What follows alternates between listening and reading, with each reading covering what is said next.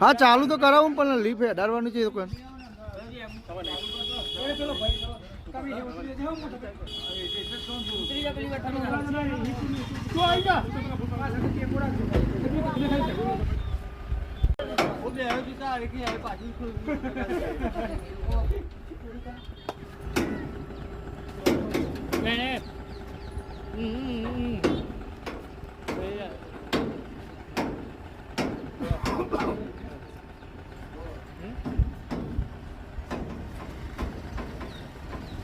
આજે 1 કલાક પહેલા ભાવેશભાઈ જાસપુર દ્વારા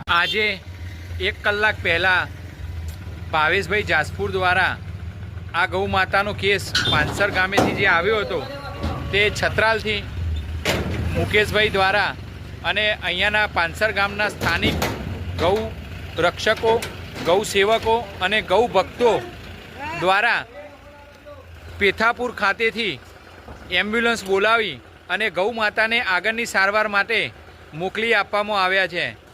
જય ગૌ માતા. બોલો ગૌ માતાની, બોલો ગૌ માતાની.